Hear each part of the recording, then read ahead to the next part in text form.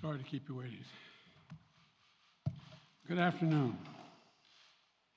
The Russian military has begun a brutal assault on the people of Ukraine. Without provocation, without justification, without necessity, this is a premeditated attack. Vladimir Putin has been planning this for months, as we've been saying all along. He moved more than 175,000 troops, military equipment, and positions along the Ukrainian border. He moved blood supplies into position and built a field hospital, which tells you all you need to know about his intentions all along. He rejected every good faith effort the United States and our allies and partners made to address our mutual security concerns through dialogue to avoid needless conflict and avert human suffering. For weeks, we have been warning that this would happen. And now it's unfolding largely as we predicted. In the past week, we've seen shelling increase in the Donbass, a region in eastern Ukraine controlled by Russian-backed separatists. The Russian government has perpetrated cyber attacks against Ukraine. We saw a staged political theater in Moscow, outlandish and baseless claims that Ukraine was about to invade and launch a war against Russia, that Ukraine was prepared to use chemical weapons, that Ukraine committed a genocide. Without any evidence, we saw a flagrant violation of international law in attempting to unilaterally create two new so-called republics on sovereign Ukrainian territory. And at the very moment that the United Nations Security Council was meeting to stand up for Ukraine's sovereignty, to stave off invasion, Putin declared his war. Within moments, missile strikes began to fall on historic cities across Ukraine. Then came the air raids, followed by tanks and troops rolling in. We've been transparent with the world. We've shared declassified evidence about Russia's plans and cyber attacks and false pretexts so that there could be no confusion or cover-up about what Putin was doing.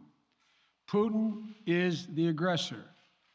Putin chose this war, and now he and his country will bear the consequences. Today, I'm authorizing additional strong sanctions and new limitations on what can be exported to Russia. This is going to impose severe cost on the Russian economy, both immediately and over time. We have purposely designed these sanctions to maximize the long-term impact on Russia and to minimize the impact on the United States and our allies. I want to be clear, the United States is not doing this alone. For months, we've been building a coalition of partners representing well more than half the global economy.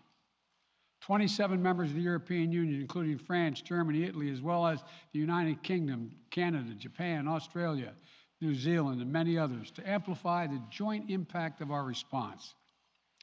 I just spoke with the G7 leaders this morning, and we're in full and total agreement. We will limit Russia's ability to do business in dollars, euros, pounds, and yen to be part of the global economy. We'll limit their ability to do that. We're going to stunt the ability to finance and grow the Russian military. We're going to impose and we're going to impair their ability to compete in high-tech 21st century economy. We've already seen the impact of our actions on Russia's currency and the ruble, which early today hit its weakest level ever in history. The Russia stock market plunged today. The Russian government borrowing rate spiked by over 15%. In today's actions, we've now sanctioned Russian banks that together hold around $1 trillion in assets.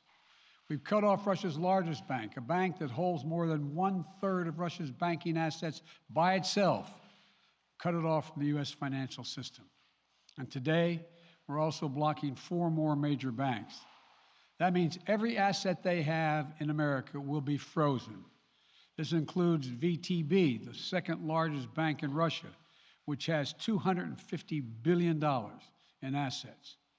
As promised, we're also adding the names to the list of Russian elites and their family members that we're sanctioning as well. As I said on Tuesday, These are people who personally gain from the Kremlin's policies, and they should share in the pain. We will keep up this drumbeat of those designations against corrupt billionaires in the days ahead. On Tuesday, we stopped the Russian government from raising money from U.S. or European investors. Now we're going to apply the same restrictions to Russia's largest state-owned enterprises, companies with assets that exceed $1.4 trillion.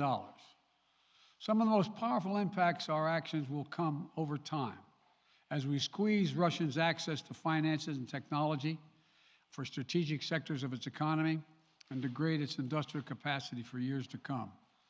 Between our actions and those of our allies and partners, we estimate that we'll cut off more than half of Russia's high-tech imports. It will strike a blow to their ability to continue to modernize their military.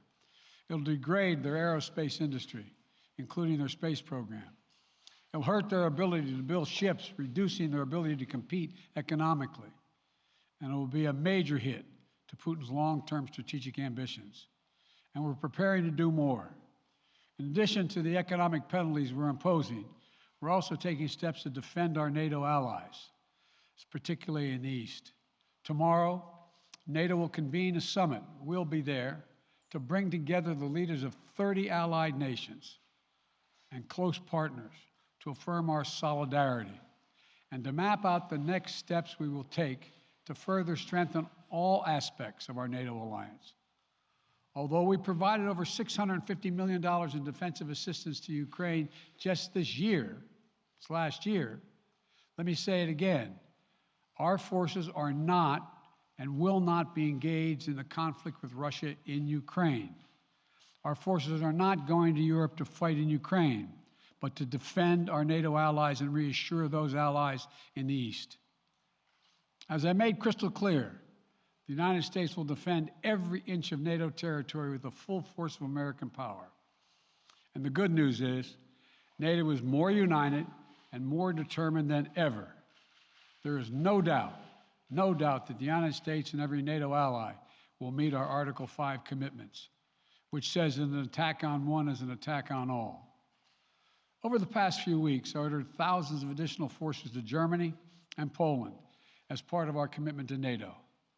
On Tuesday, in response to Russia's aggressive action, including its troop presence in Belarus and the Black Sea, I've authorized the deployment of ground and air forces already stationed in Europe to NATO's eastern flank allies, Estonia, Latvia, Lithuania, Poland, and Romania. Our allies have also been stepping up, adding the other allies, the rest of NATO, adding their own forces and capabilities to ensure collective defense. And today, within hours of Russia's unleashing its assault, NATO came together and authorized and activated an activation of response plans. This will enable NATO's high readiness forces to deploy and when and where they are needed to protect our NATO allies on the eastern boundaries of Europe. And now I'm authorizing additional U.S. force capabilities to deploy to Germany as part of NATO's response, including some of the U.S.-based forces that the Department of Defense placed on standby weeks ago. I've also spoken with Defense Secretary Austin and Chairman of the Joint Chiefs, General Milley, about preparations for additional moves should they become necessary to protect our NATO allies and support the greatest military alliance in the history of the world, NATO. As we respond, my administration is using the tools, every tool at its disposal to protect American families and businesses from rising prices at the gas pump. You know, we're taking active steps to bring down the cost, and American oil and gas companies should not exploit this moment to hike their prices to raise profits. You know, in our sanctions package, we specifically designed to allow energy payments to continue. We are closely monitoring energy supplies for any disruption. We've been coordinating with major oil producing and consuming countries toward our common interest to secure global energy supplies. We are actively working with countries around the world to elevate collective release from the strategic petroleum reserves of major energy consuming countries. And the United States will release additional barrels of oil as conditions warrant. I know this is hard and that Americans are already hurting, I will do everything in my power to limit the pain the American people are feeling at the gas pump. This is critical to me. But this aggression cannot go unanswered. If it did, the consequences for America would be much worse. America stands up to bullies. We stand up for freedom. This is who we are. Let me also repeat the warning I made last week. If Russia pursues cyber attacks against our companies, our critical infrastructure, we are prepared to respond. For months, we've been working closely with the private sector to harden our cyber defenses, sharpen our ability to respond to Russian cyber attacks as well. I spoke last night to President Zelensky of Ukraine, and I assured him that the United States, together with our allies and partners in Europe, will support the Ukrainian people as they defend their country. We'll provide humanitarian relief to ease their suffering. And in the early days of this conflict, Russia propaganda outlets will keep trying to hide the truth and claim success for its military operation against a made-up threat. But history has shown, time and again, how swift gains in territory eventually give way to grinding occupations, acts of mass civil disobedience, and strategic dead ends. The next few weeks and months will be hard on the people of Ukraine. Putin has unleashed a great pain on them, but the Ukrainian people have known 30 years of independence, and they have repeatedly shown that they will not tolerate anyone who tries to take their country backwards. This is a dangerous moment for all of Europe, for the freedom around the world. Putin has committed an assault on the very principles that uphold the global peace. But now, the entire world sees clearly what Putin and his Kremlin allies are really all about. This was never about a genuine security concerns on their part. It was always about naked aggression, about Putin's desire for empire by any means necessary, by bullying Russia's neighbors through coercion and corruption, by changing borders by force, and ultimately by choosing a war without a cause. Putin's actions betray his sinister vision for the future of our world, one where nations take what they want by force. But it is a vision that the United States and freedom-loving nations everywhere will oppose with every tool of our considerable power. The United States and our allies and partners will emerge from this stronger, more united, more determined, and more purposeful. And Putin's aggression against Ukraine will end up costing Russia dearly, economically and strategically. We will make sure of that. Putin will be a pariah on the international stage. Any nation that countenances Russia's naked aggression against Ukraine will be stained by association. When the history of this era is written, Putin's choice to make a totally unjustifiable war on Ukraine will have left Russia weaker and the rest of the world stronger. Liberty, democracy, human dignity, these are the forces far more powerful than fear and oppression. They cannot be extinguished by tyrants like Putin and his armies. They cannot be erased by from people's hearts and hopes by any amount of violence and intimidation. They endure. In the contest between democracy and autocracy, between sovereignty and subjugation, make no mistake, freedom will prevail. God bless the people of a free and democratic Ukraine, and may God protect our troops. Mr. President. Associated Press, Zeke. Speak with President Putin at this point, and what interactions have you had with the Russian government? I heard the first part. Do I have any plans to speak with Putin at this point, and what? What communications have you had with the Kremlin as far as military operations in Ukraine and making sure this does not spiral into a larger conflict? Well, it's a large conflict already. The way we're going to ensure it's not going to aspire to a larger conflict is by providing all the forces needed in the Eastern European nations that are members of NATO. NATO is more united than it's ever been, and I have no plans to talk with Putin. Wall Street Journal, Tarina. Mr. President, you didn't mention SWIFT in your sanctions that you announced. Is there a reason why the U.S. Isn't doing that? Is there a disagreement among allies regarding SWIFT and whether Russia should be allowed to be a part of it? The sanctions that we've proposed on all their banks have of equal consequence, maybe more consequence than SWIFT, number one. Number two, it is always an option, but right now that's not the position that the rest of Europe wishes to take. Cecilia Vega, ABC. Sir, sanctions clearly have not been enough to deter Vladimir Putin to this point. What is going to stop him? How and when does this end? And do you see him trying to go beyond Ukraine? And a second question I'll just give to you now. This statement that he gave last night, the threat that he gave, the West will face consequences greater than any you have faced in history. Is he threatening a nuclear strike? I have no idea what he's threatening. I know what he has done, number one. And number two, no one expected the sanctions to prevent anything from happening.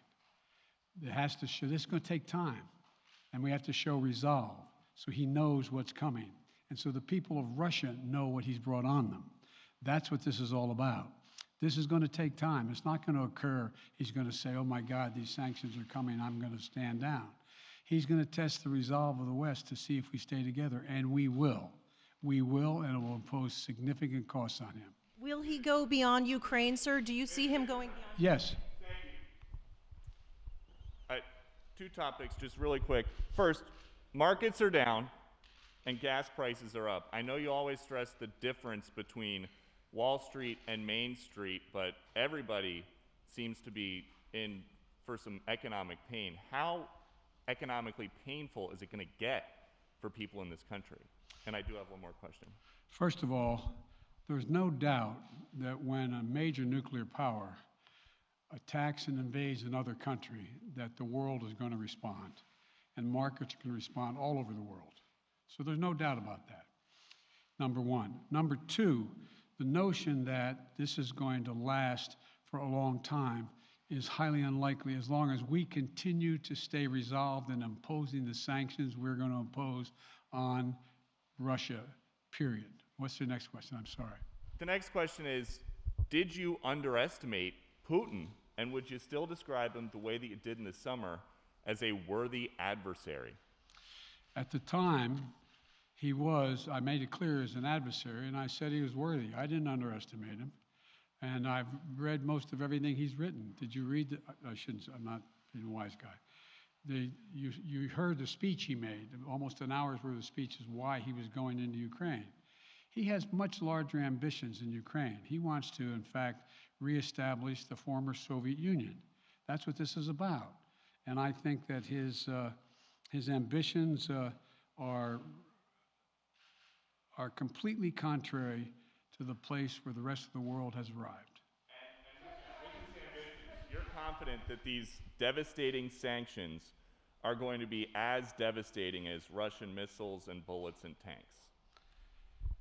Yes, Russian bullets, missiles, and tanks in Ukraine.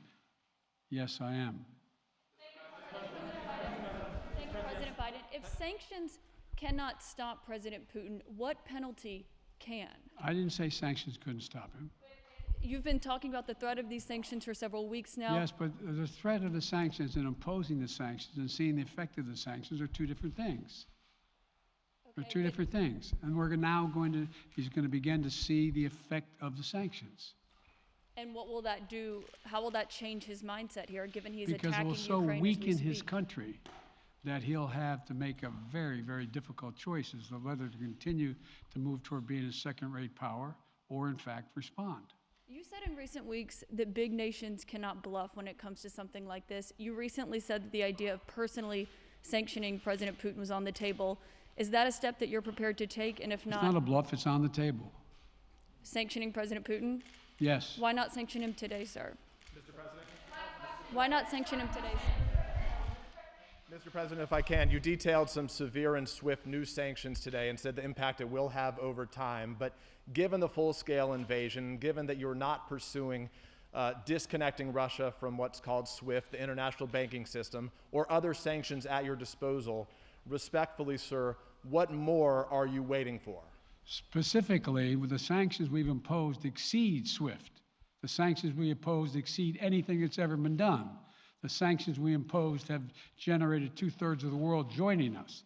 They are profound sanctions.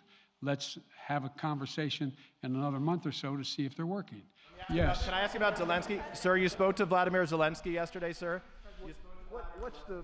What's the risk that we are watching the beginning of another Cold War, and is there now a complete rupture in U.S. and Russian relations? There is a complete rupture right now in U.S.-Russian relations if they continue on this path that they're on. And in terms of a Cold War, that depends. You have the vast majority of the rest of the world in total opposition to what he's doing, from Asia to South America to Europe to around the world. And so it's going to be a cold day for Russia. The idea, you don't see a whole lot of people coming to his defense. And are you, if I could follow up, sir, are you urging China to help isolate Russia? Are you urging China to help isolate Russia? I'm not prepared to comment on that at the moment.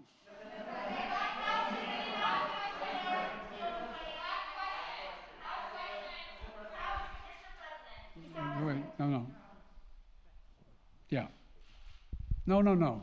He's had his hand up a long time. Thank you, Mr. President. How concerned are you that Putin wants to go beyond Ukraine into other countries, and the U.S. will have to get involved if he moves into NATO countries? Well, if he did move into NATO countries, he will be involved. We will be involved. The only thing that I'm convinced of is if we don't stop now, he'll be emboldened.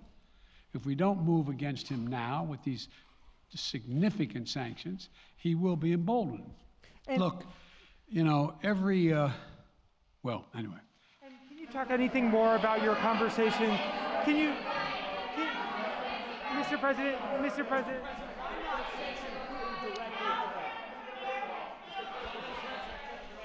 not sanction Putin directly today? Defense partner for the sir. I'm sorry, I can't hear you. Sir, India, which is a major defense partner of the United States, is India fully with you on the issue of Ukraine and Russia? Does the Defense Department of the United States? So India is one of your major defense partners. Is India fully in sync with the United States on Russia? We're in consultation with India today. We haven't resolved that completely. One more question. Okay, thank you all very much. Thank you. Mr. President,